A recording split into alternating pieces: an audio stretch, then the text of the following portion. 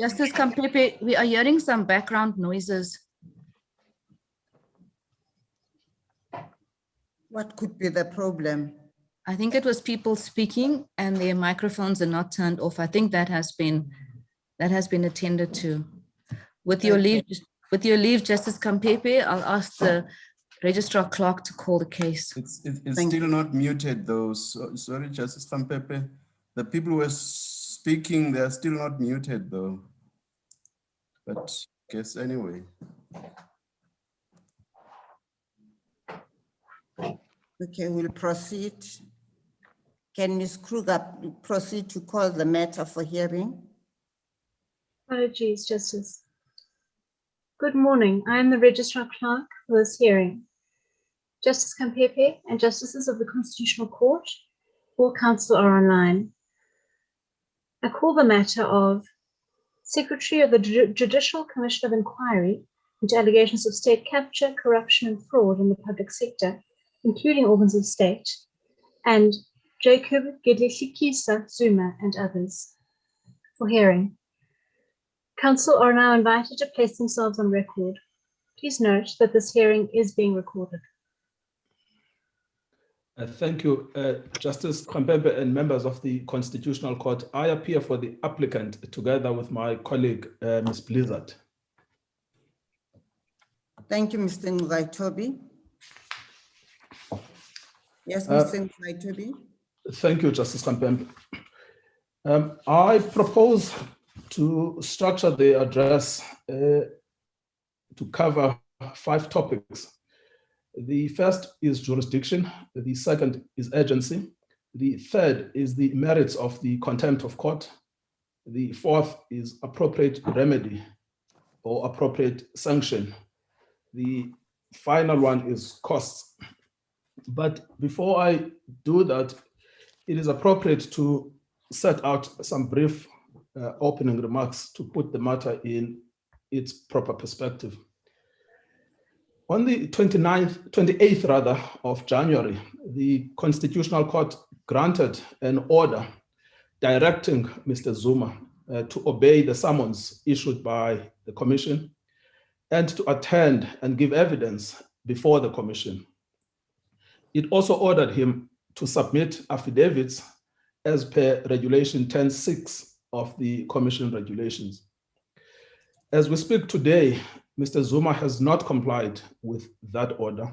He has not attended at the Commission, and he has not submitted the affidavits as required. But in his failure to comply, he has also adopted a belligerent and a defiant tone. When we came before the Constitutional Court in December 2020, after a summons had been issued against Mr. Zuma, the target of his belligerence was Justice Zondo in his capacity as chair of the commission. And that was, of course, after Justice Zondo had ruled against Mr. Zuma in the recusal application. Today, after the Constitutional Court has granted judgment against Mr. Zuma, the court itself has become the target of Mr. Zuma's angry, threatening, and quite frankly, provocative tirades. Although in one of his public letters, Mr. Zuma talks of an imminent judicial crisis, in reality, there is no such crisis. Our constitutional system provides an answer to what has transpired, even though what has transpired is unprecedented. The legal system contains an answer to it. A person who has intentionally disobeyed a court order is guilty of a crime known as contempt of court.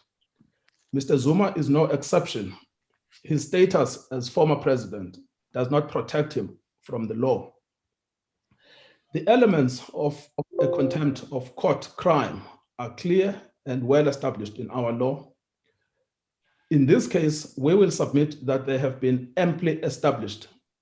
1, Mr. Zuma knew of the order against him. 2, Mr. Zuma failed to comply. 3, Mr. Zuma acted in a mala fide and intentional manner. And 4, Mr. Zuma has failed to file papers to explain his mala fide disobedience. The Commission has asked for a declaration that Mr. Zuma is guilty of contempt. It has also asked for a penalty of 2 years imprisonment. It has not asked for a fine, nor has it asked for a suspended sentence. There are strong reasons why Mr. Zuma should be imprisoned, and he should not be fined, and he should not receive a suspended sentence. 1, his conduct threatens the entire constitutional order. This court has had many contempt of court applications, but none come close to this case in terms of the breadth of their attack against the constitutional system. Number 2, Mr. Zuma has made public his utterances against this court. Those utterances are unjustified, false, and malicious. 3, Mr. Zuma has drawn in his public tirades against this court unfounded comparisons between this court and the apartheid judiciary, which he must have known to be false. Number 4, Mr. Zuma has attempted to discredit this court, its individual members of the judiciary in general. But number 5, and probably most importantly, his conduct must be seen for what it is. We are dealing with a cynical maneuver to avoid accountability.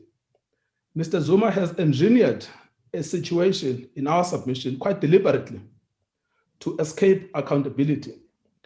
The court will remember its own remarks at paragraph 69 of the judgment and paragraph 70, which the court will find at page 78 of the record.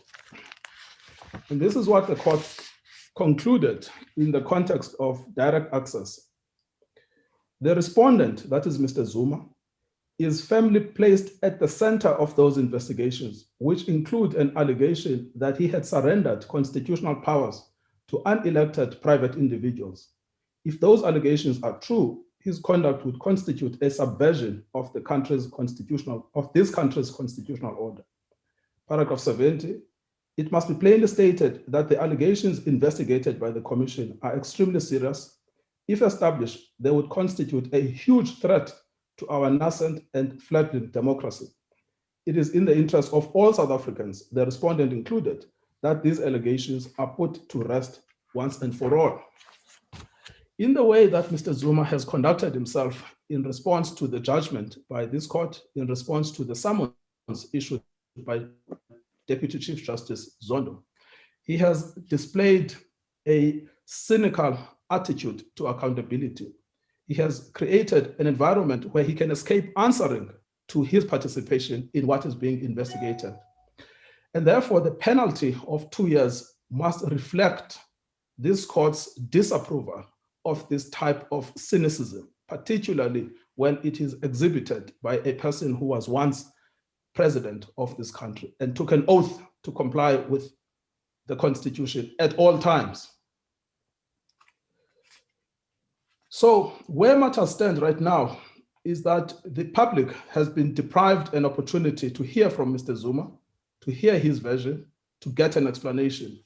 And where matters stand is that a penalty that will be imposed that we suggest should be reflective of the harm that has been done to the public. If I may then deal with the issue of the jurisdiction of this court, we submit that there are 3 reasons why the court has jurisdiction. Firstly, this is the court that granted the order which has been disobeyed. In this court's judgment in PECO, particularly at paragraphs 13 and 28, it is made clear in our respectful submission that the power of contempt can be seen as a measure by the court to ensure compliance or to punish a person who has disobeyed its own order. So because the court granted the order that is the subject of defiance, there is jurisdiction. Secondly, there is inherent jurisdiction in any event as per section 173 of the Constitution, because this court has got the power to regulate its own processes. And a disobedience is simply a continuation of the existing jurisdiction that has been exercised by this court.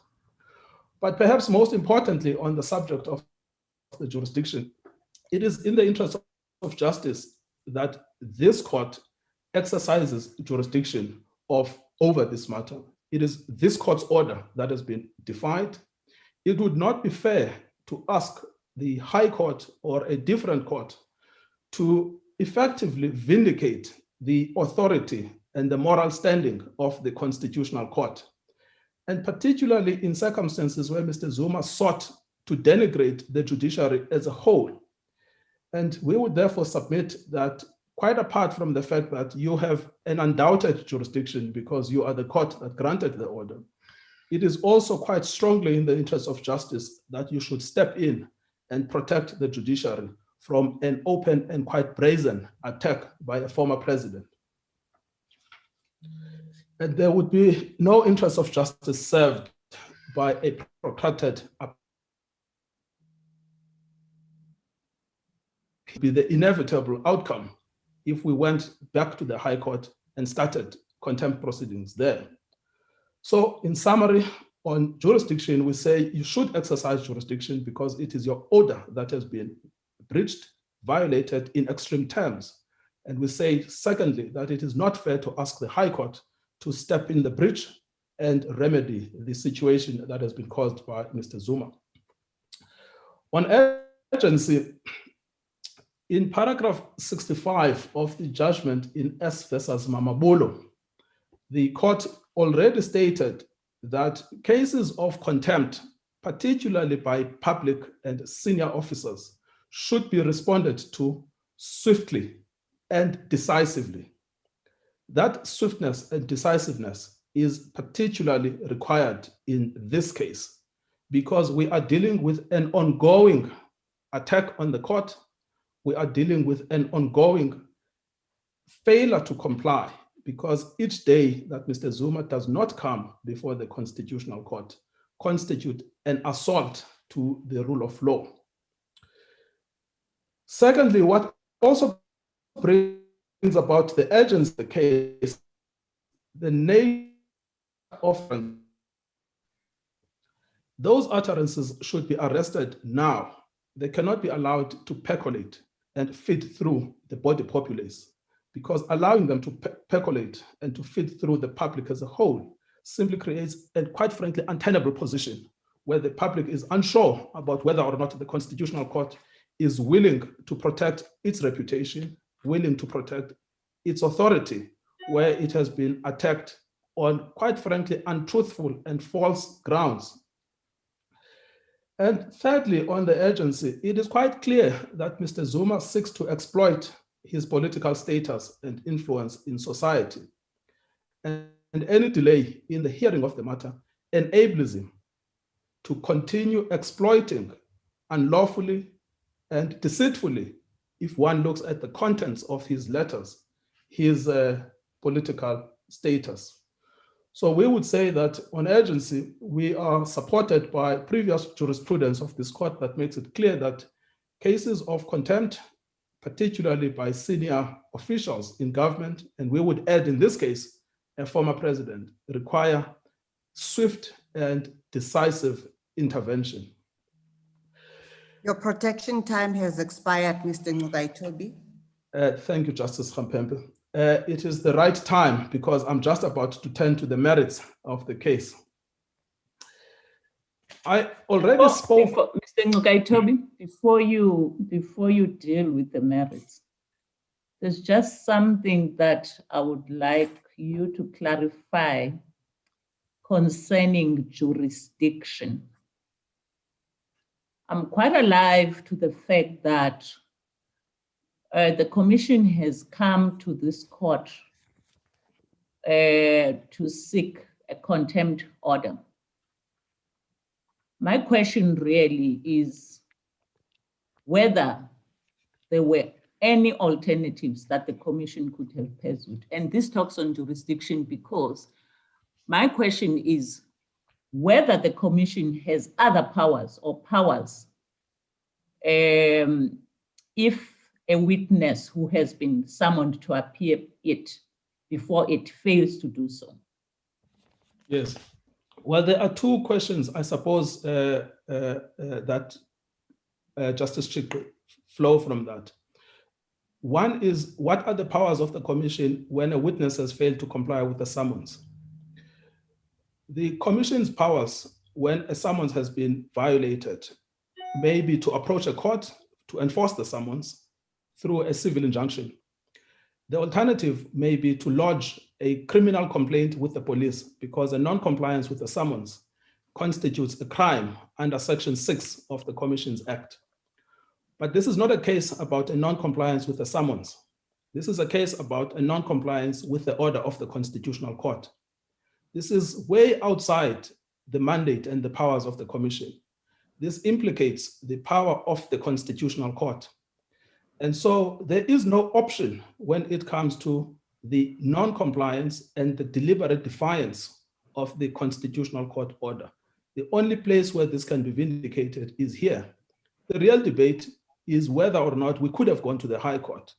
In that instance, we are not aware of any authority that says that a party may go to the High Court to sue for contempt of the Constitutional Court order.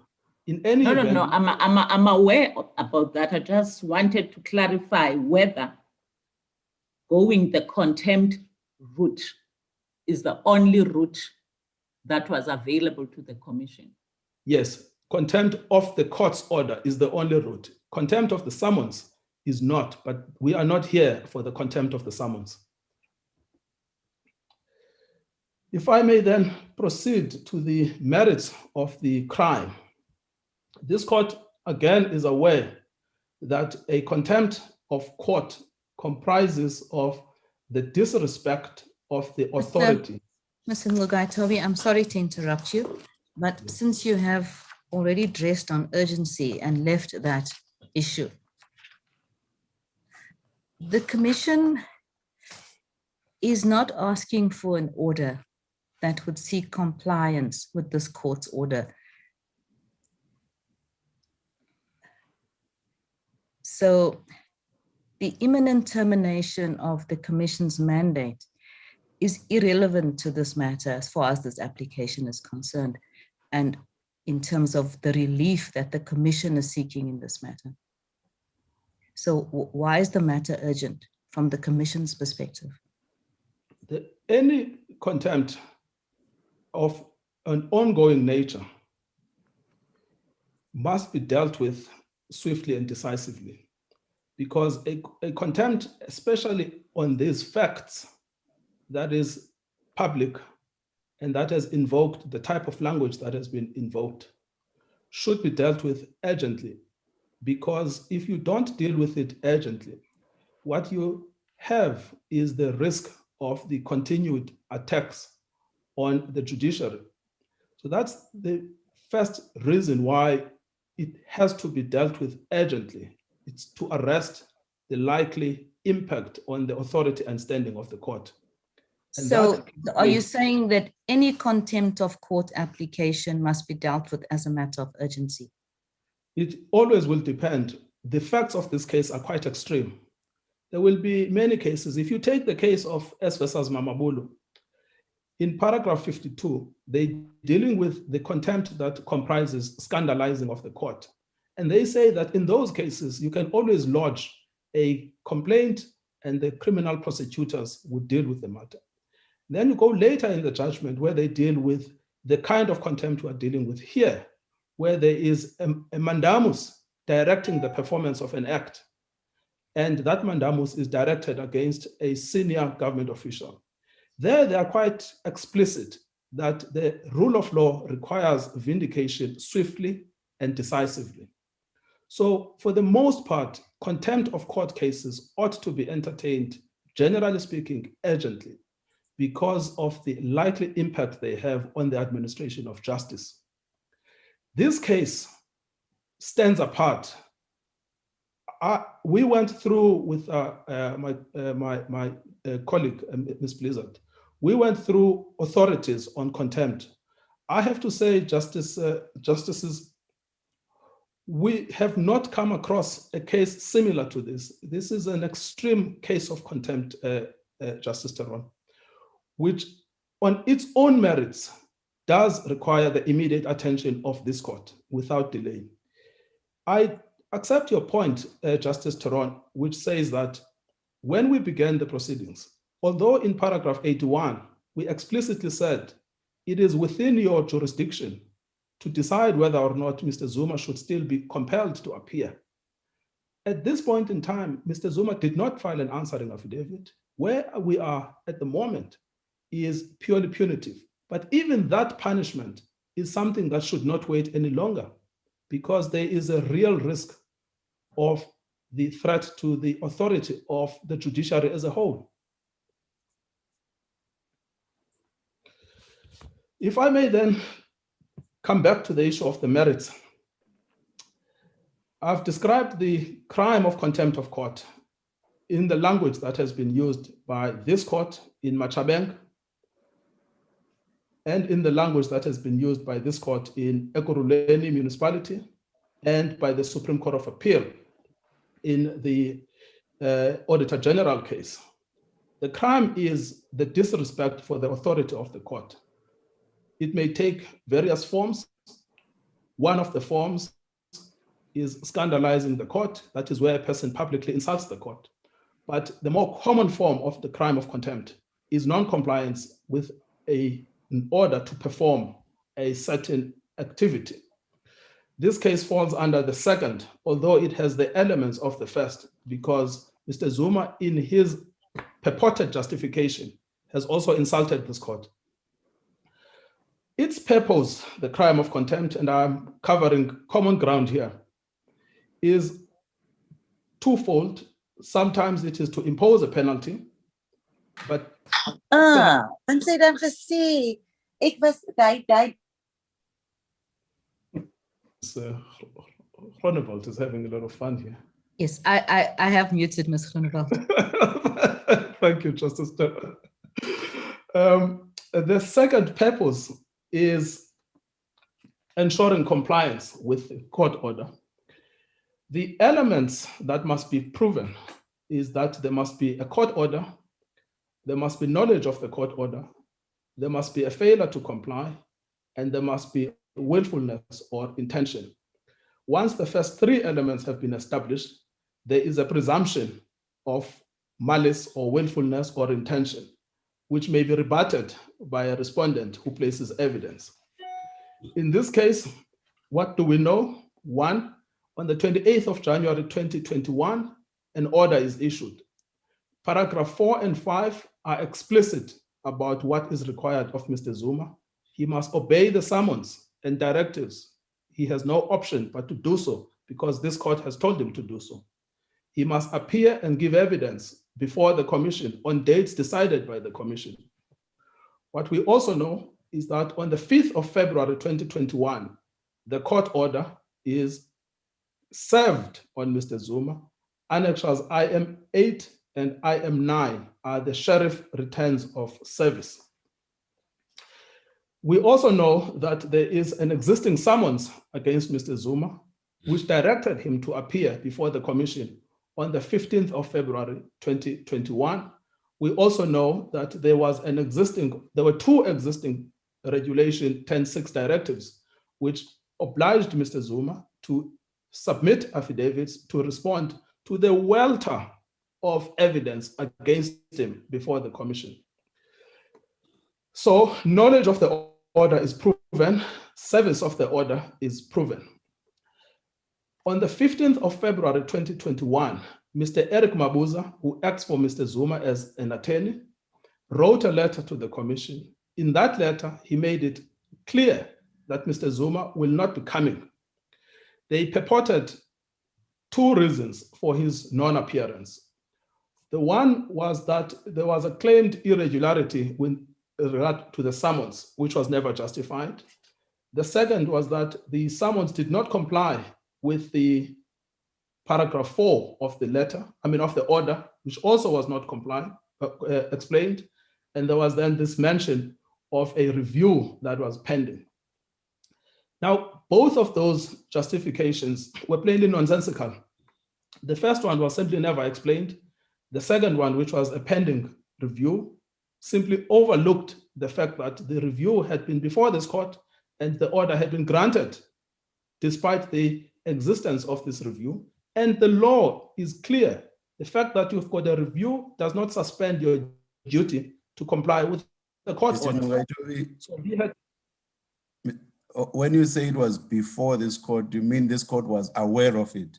Not before. oh yes, I don't mean that. Yes, yes, indeed. Thank you, Justice Madlanga, for the correction. It was not before in that sense. The court was aware of it. It was pleaded before this court. Thank you, Justice Madlanga. So none of those two grounds that were raised by Mr. Mabuza had any validity. They were total contrivance. Mr. Mugaitobi, what would the impact be if the review application had to be successful at some point in the future? It will have no impact on whether or not at the time you should have complied with the summons, because the summons had to be obeyed. The court order had to be obeyed.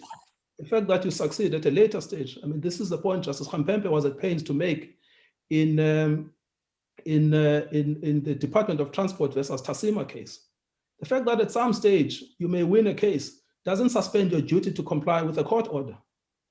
So it has no impact on the contempt. He is still in contempt, even if he won 100 times against Mr. Zuma.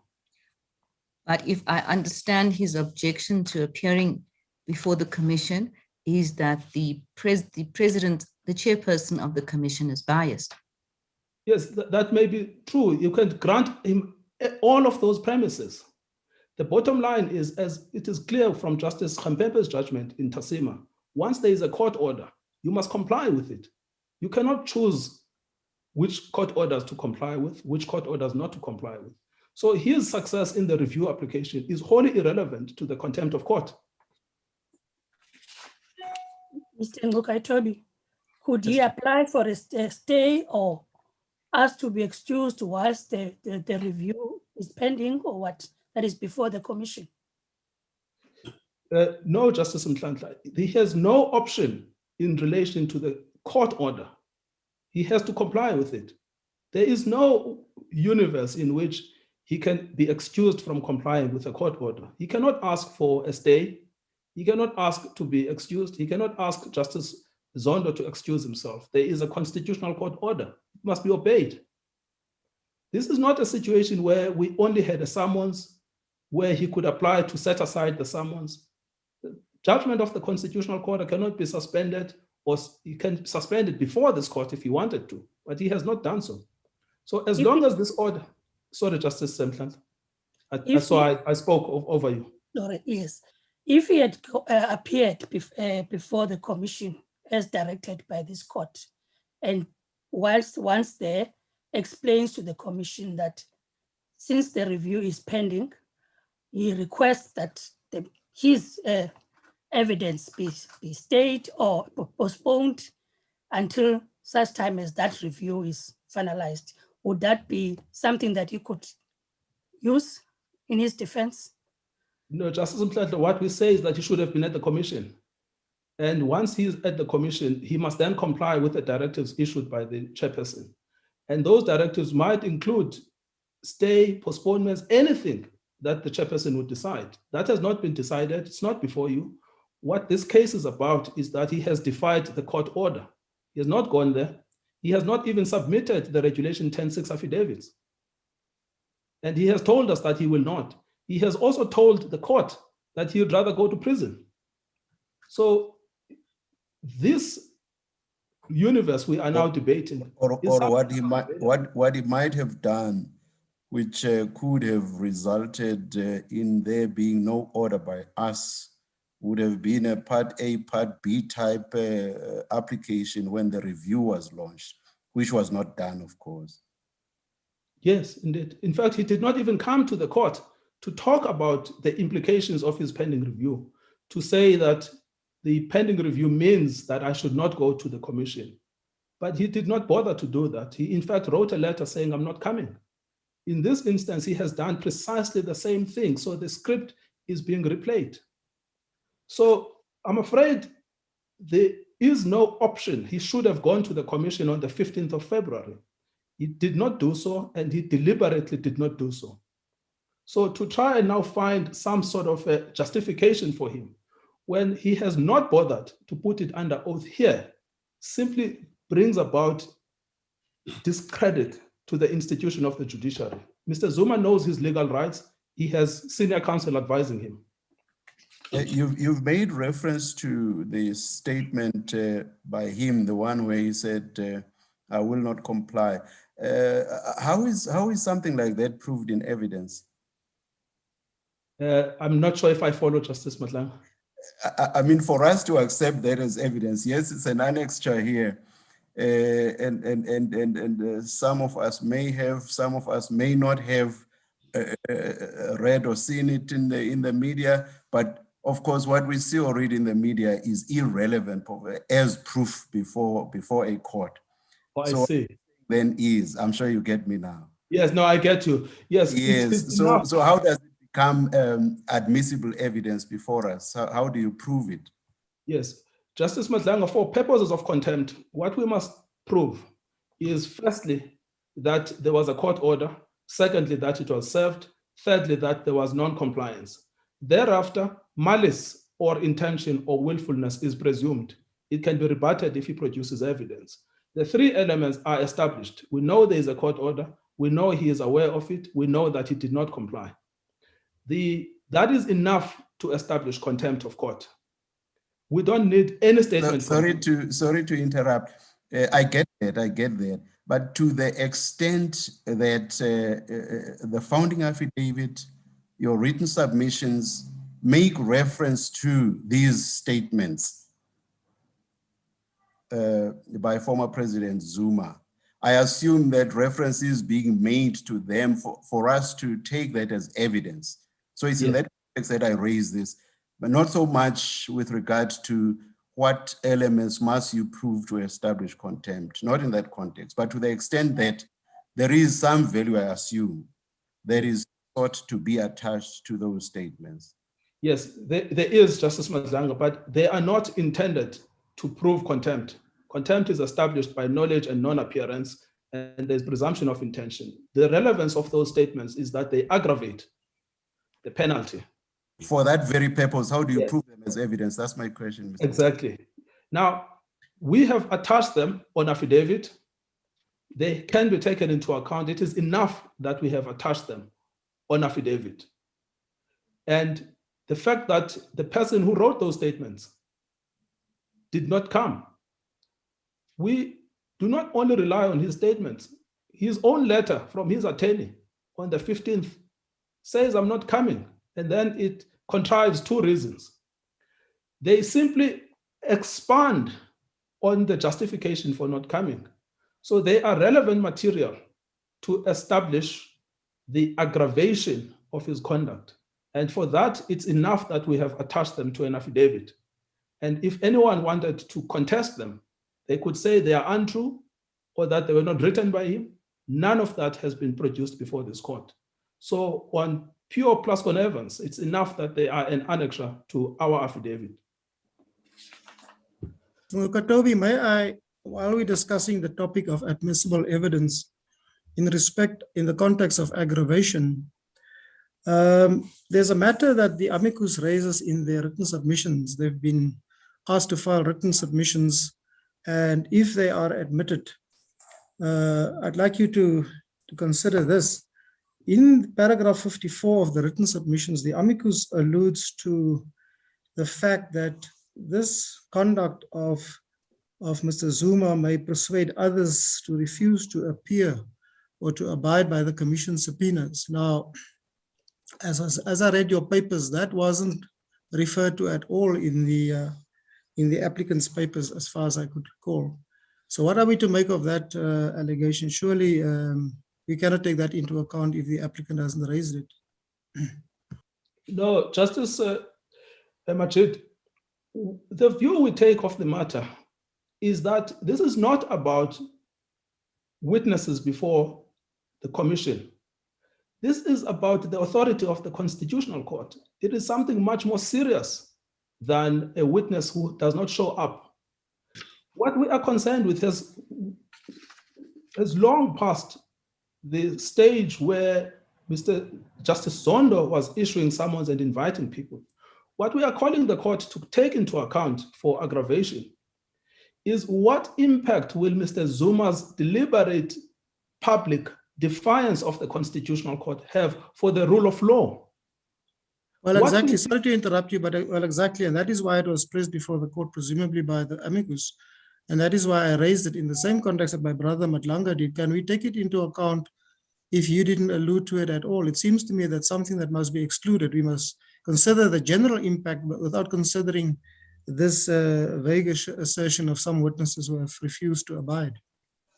Yes, I suppose it's a subset. We would simply say that what we are dealing with is something much more serious, is what is the impact on the Constitutional Court?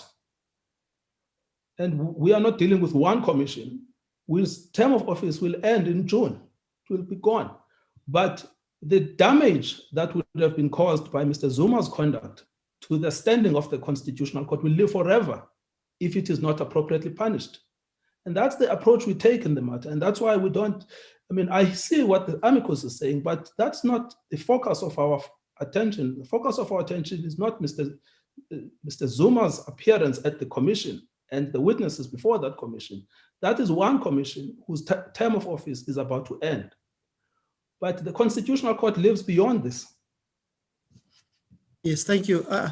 One last aspect from my side. I know you haven't done with sanction, you haven't dealt with sanction, but something that really concerns me is the approach that the amicus takes. The amicus places heavy emphasis on both punitive and coercive nature of the sanction. And they make submissions that there should be some kind of coercion to get Mr. Zuma to go to the commission. It seems to me that you as the commission, when I read your papers and your argument in it, that you've abandoned all hope of getting Mr. Zuma to the commission. Is that correct? So you exclude coercion altogether? Yes, no, it's quite clear that we are excluding coercion. The difficulty, well, the short answer to the question is yes, we do not ask for his appearance. We ask for his punishment. What we say is that you should take into account in the decision as to the appropriate punishment that the impact of Mr. Zuma has been a deliberate and a cynical maneuver to avoid accounting. So that's the approach that we take on the matter. Mr. Ndugaitobi, just on that point, it worried me that you have abandoned any hope of him appearing before the commission, because the main application, the whole basis of the main application was for him to appear before the commission. Yes. And as you rightly said, he had been implicated by certain witnesses and all of that. Now, if we simply impose a custodial sentence, will that not be counterproductive in the sense that there would really be no point in the whole thing, in the whole process? Yes, sorry, Justice. No, it will not be counterproductive. A punitive sentence is never counterproductive because its focus is the restoration of the authority of the court. What will be counterproductive is this suggestion that Mr. Zuma should go to prison first. Someone must then be sent to fetch him and bring him before the commission. He must then be asked do you now want to speak or not? That will be ineffective as a remedy. What we are dealing with here also is effectiveness. What is the effective remedy through which this court can vindicate the assault on its dignity? So a fine is out of the question because we have no knowledge of Mr. Zuma's financial position. He has not come to the Constitutional Court to say that he would rather pay a fine. The only debate is whether to suspend the imprisonment. A suspension was alluded to by us in the founding affidavit at paragraph 81. We have had no response whatsoever from Mr. Zuma.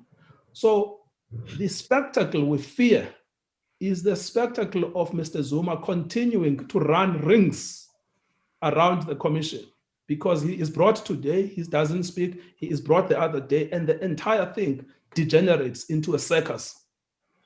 And this is why a clean, effective remedy that truly vindicates the authority of the court is custodial sentence. Even though the commission will be impoverished in the sense that it will not have the benefit of the answers it seeks from him. Yes, Justice Chikwi, at the moment where matters stand, it is clear that the situation has escalated beyond what the commission could have anticipated. I was asked this question when I came here, I think by Justice Chapter in December. I said it was just unthinkable that anyone would defy the order of the Constitutional Court. How wrong was I?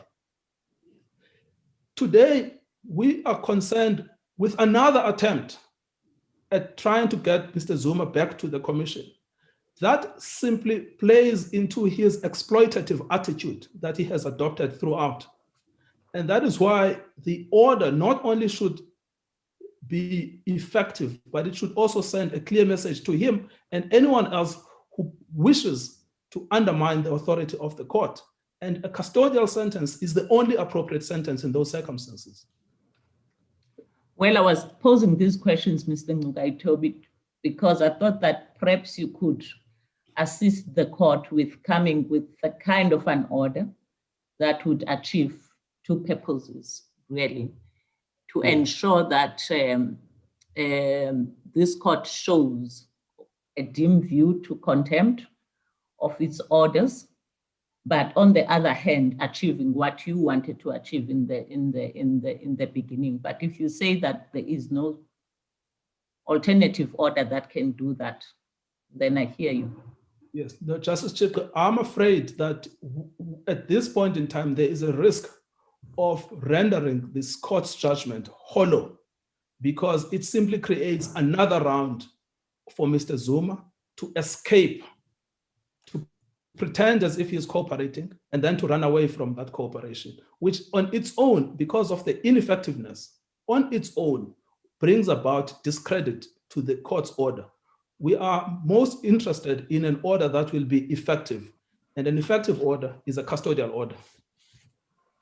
Even if the court were to issue a direction that says he must comply with the summons fully within maybe a few weeks from date of the order, failing which imprisonment will then come into effect. No, Justice Nhlanhla, that order simply does not work. Mr. Zuma has known for years that there is a summons, not for years, for months, there is a summons against him. He has told everyone he's not complying. He has known that there is a court order. He has told everyone he's not complying. Where we stand at the moment, the question is whether he should be imprisoned. Another 30 days changes nothing. He has been served with papers, he has not responded. So another 30 days simply enables the abuse of the Constitutional Court to continue. And the abuse of this court should stop. It can only stop by a custodial sentence, not by another 30 days of allowing him to think what else he wants to say about the court. Now, on the custodial sentence, how do you arrive at the 2 years imprisonment that you seek? Yes, thank you, Justice Nhlanhla.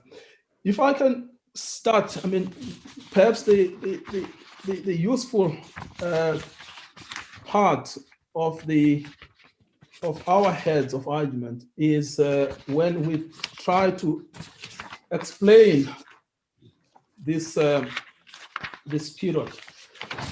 Firstly, we are not aware of authorities that deal with this similar situation.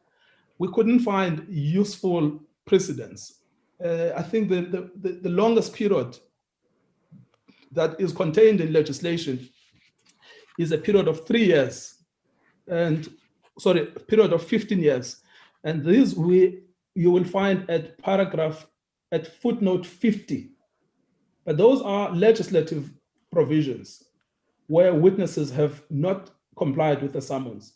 They move from 6 months, 12 months, 3 months, 2 to 5 years, 15 years, generally speaking, of witnesses not complying with the summons. But those could probably serve as a guide, but they can never be conclusive. This case is not about a summons, it is about a contempt of court.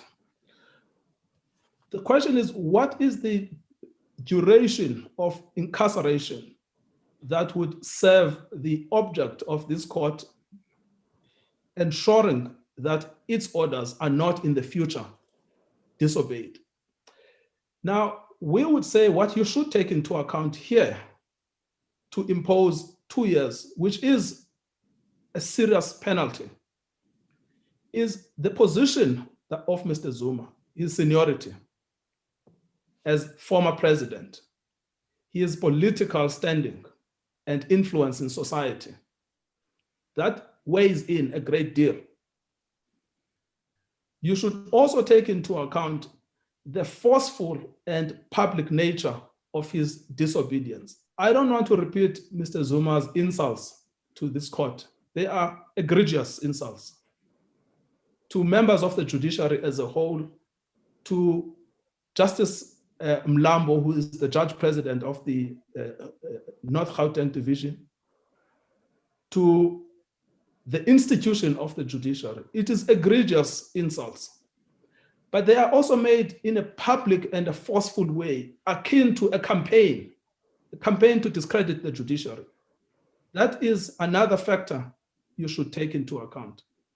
You should also take into account— Sorry to interrupt you, but doesn't any person have the freedom of speech to criticize this court? They do.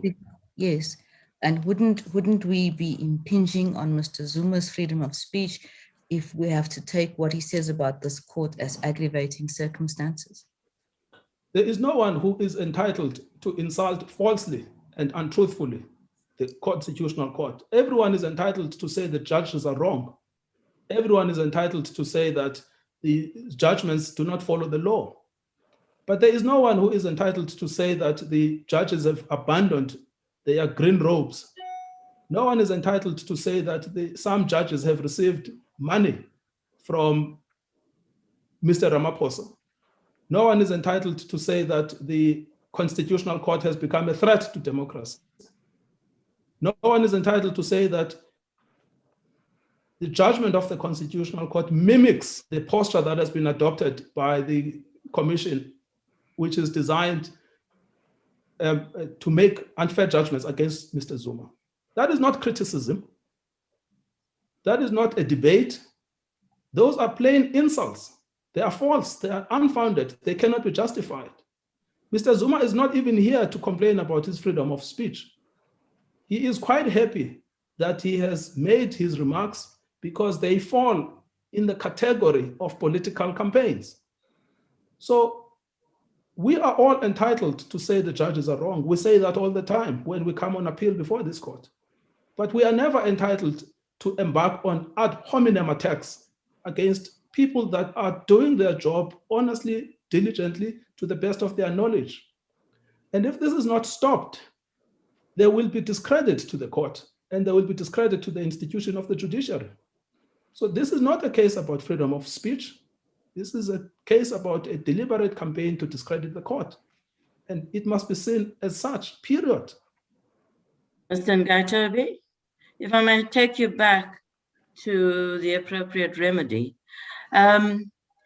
What is the problem with a remedy that incorporates or gives an alternative to imprisonment, a fine as an alternative to imprisonment. What's wrong with that?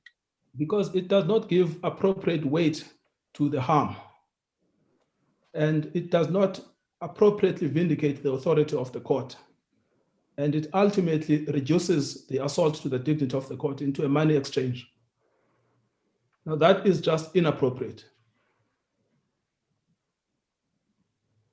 What the amicus suggests, even on its own conceptualization of the case, is that he must first go to prison. And once he has gone to prison, if he changes his mind, he should then be brought back to the commission. But even that brings about discredit to the court because it will be ineffective. It cannot be effective in the context of what Mr. Zuma has said. Not when he has been given a chance to explain. One of the judgments we came across, Justice Pillay, one of the judgments we came across, I think it must be S versus Mamabolo, says that the fact in a contempt of court application, the fact that you treat the judges with so much disdain that you don't even bother to file an answering affidavit. Sorry, it was not Mamabolo, it was a compensation commissioner. It was an SCA judgment involving the compensation commission in 2016. One of the factors the judges took into account was the fact that in a contempt of court application, you don't even bother to file an answering affidavit, not to justify your conduct, but to explain it, is itself a sufficiently aggravating factor justifying incarceration. So what we have here, we've got this political campaign based on falsehoods, not explained, and then no appearance today. And we are now debating whether or not something less than incarceration should in fact be imposed. So the question really is, how long should Mr. Zuma go to prison for? That he should go to prison should be clear. Mr. Toby, whilst on the remedy, at paragraph 59 of the main judgment, it appears that this court has already made an observation on the steps that the commission, coercive steps taken by the commission. If one reads that paragraph 59 says, this is a classic example of the commission invoking its coercive powers. Yes. The question that arises is whether the current situation in which the commission finds itself would have arisen if it had timelessly invoked its powers of compulsion. Yes. And this requires us to look at steps taken by the commission over time. What should we make of this observation in view of the remedy that we have to look at? Yes, thank you, Justice Tlaleso. Thank you for the question. Yes, that shows that any other opportunity right now of purported compliance will be met either with resistance or derision because it has been tried before. It has not worked. The ultimate judicial tool in circumstances such as this is incarceration. It must be exercised, despite the fact that Mr. Zuma says basically is using the language of daring the court. I'm not afraid of going to prison. So it shows that paragraph 59, that even prior to coming to the court in December 2020, the commission had tried to use its coercive powers. I know there's criticism in the judgment that he was given a leeway, which would not be ordinarily given to other witnesses. But the fact is that the coercive powers were tried, they didn't work. There's no scope for further coercive powers. The only scope that remains now is imprisonment. So we would then say, before you move on, in response to my sister, Justice Pillay, you referred to compensation commission. Yes, Justice. Or commissioner. Commissioner, That case and what you say about it seems to be relevant to an issue that was bothering me and which I wanted to raise, and raise it with fair trial considerations in mind. What I had in mind was whether in your research you have come across a situation where the party sought to be held in contempt has not participated at all in the proceedings, and how courts then handle that situation if they indeed found the person to be in contempt. Did they just go ahead and hand down the sanction, or did they stop at that point, send out something that says, something similar to saying, we have now convicted, as it were, and then do you want to say anything on the sanction? And then the court deciding the question of sanction down the line. How, in your research, have courts handled that situation?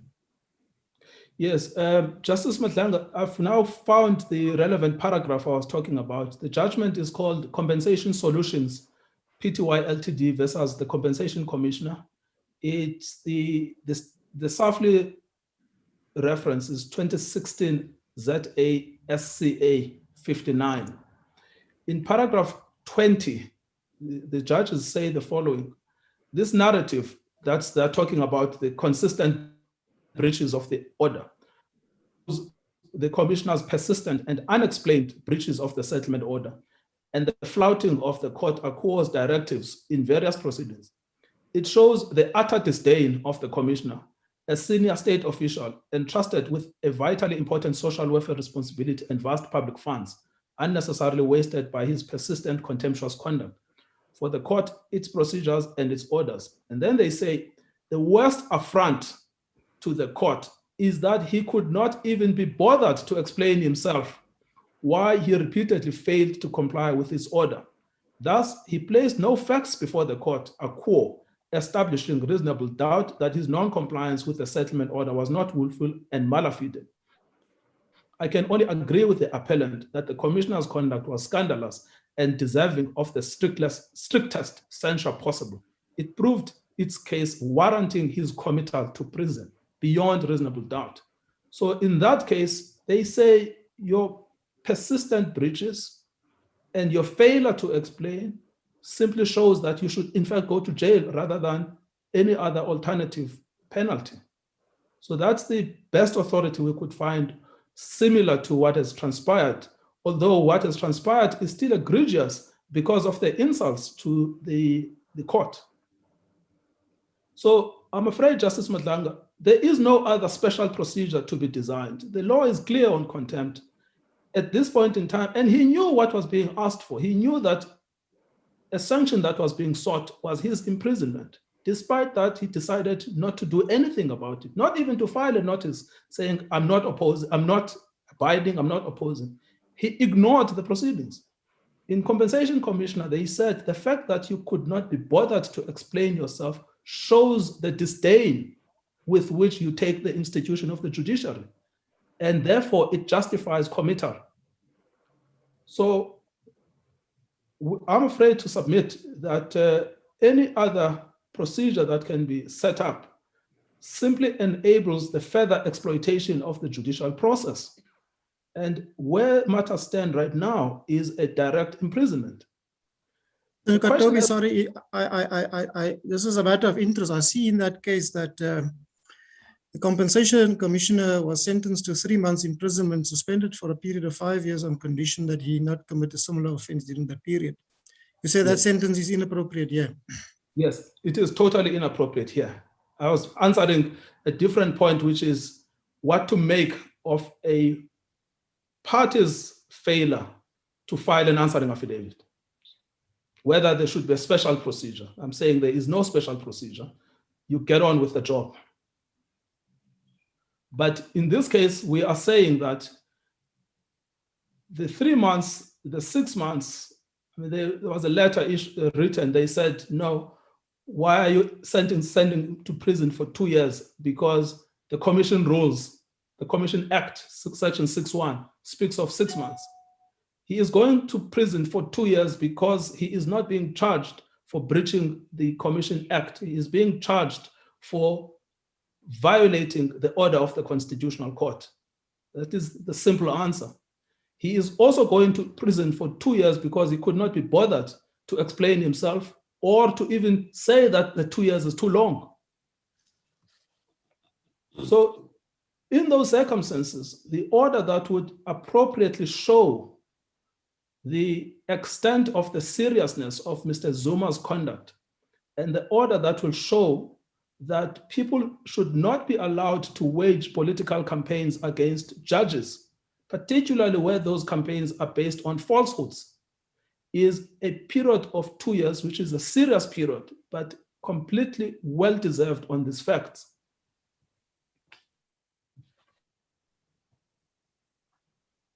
The last point is then the issue of costs. We have said that Mr. Zuma should pay a punitive cost. We have explained why a punitive cost is required.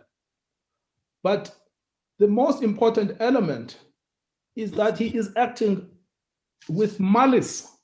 The utterances that Mr. Zuma has made are malicious utterances.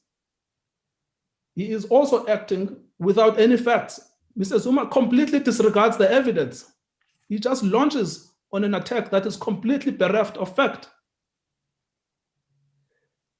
Once you combine the malice and the untruthfulness, it becomes quite clear that a normal cost order is not sufficient, that he should pay a punitive cost order, attorney and clients.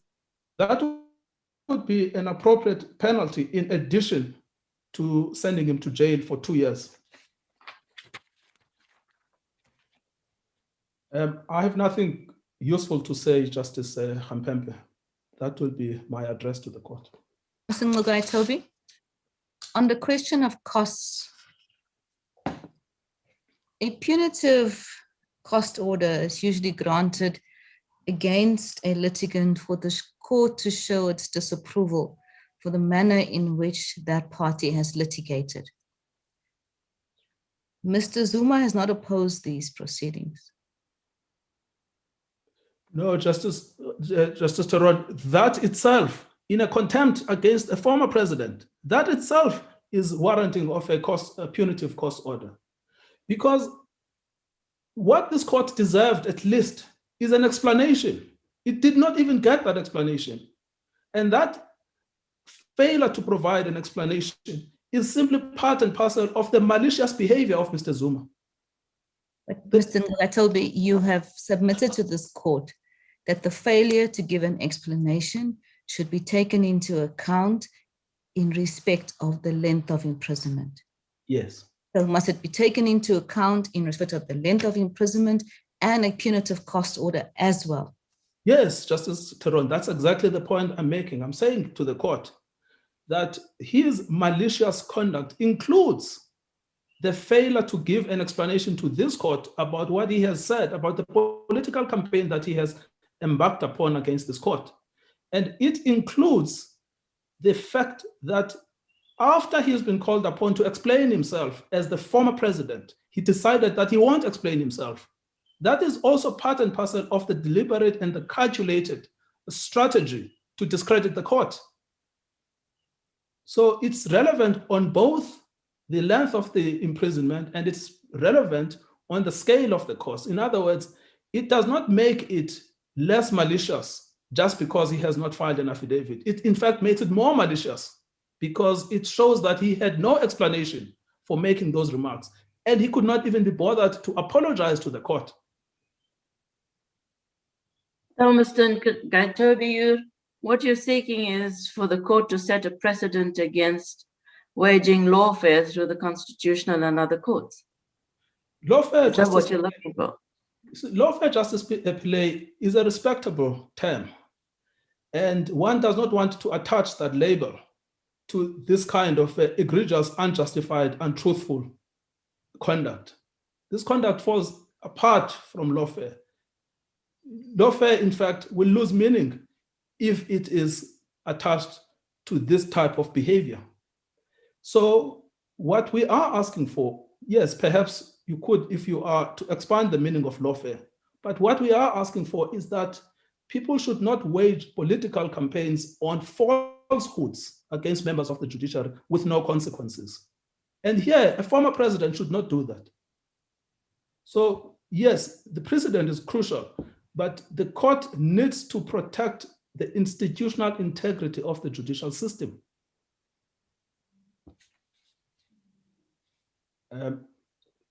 Justice Khampempe, I'm in your hands. I've got nothing more useful to say to the court. Thank you, Mr. Ngogaitobi. Sorry, my junior seems to have sent me something. And now it's been overtaken by events. Yes. Thank you, Mr. Ngogaitobi. Judgment is reserved and the court is adjourned. Thank you. Thank you, Justices. Today's proceedings have concluded. The host will now terminate the meeting.